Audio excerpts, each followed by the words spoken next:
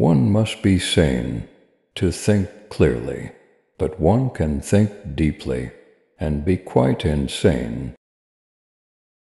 Our virtues and our failings are inseparable, like force and matter.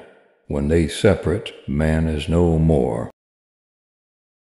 Let the future tell the truth, and evaluate each one according to his work and accomplishments.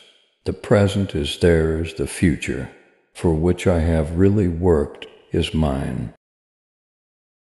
All that was great in the past was ridiculed, condemned, combated, suppressed, only to emerge all the more powerfully, all the more triumphantly from the struggle.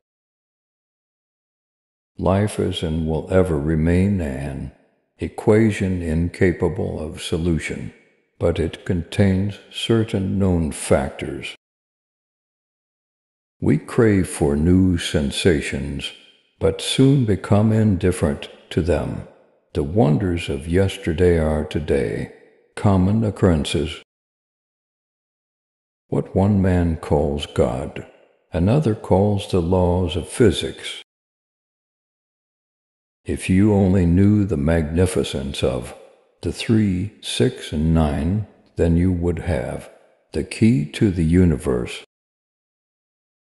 Invention is the most important product of man's creative brain.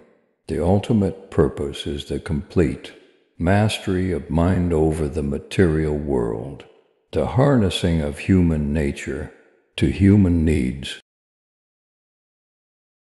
Today's scientists have substituted mathematics for experiments, and they wander off through equation after equation, and eventually build a structure which has no relation to reality. I am credited with being one of the hardest workers, and perhaps I am, if thought is the equivalent of labor, for I have devoted to it almost all of my waking hours.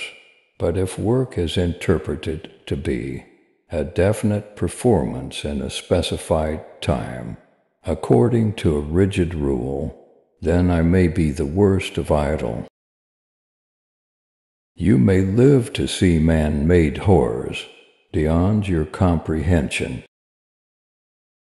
The gift of mental power comes from God, divine being, and if we concentrate our minds on that truth, we become in tune with this great power. My mother had taught me to seek all truth in the Bible. The individual is ephemeral. Races and nations come and pass away, but man remains. What we now want most is closer contact and better understanding between individuals and communities all over the earth, and the elimination of that fanatic devotion to exalted ideals, of national egoism and pride, which is always prone to plunge the world into primeval barbarism and strife.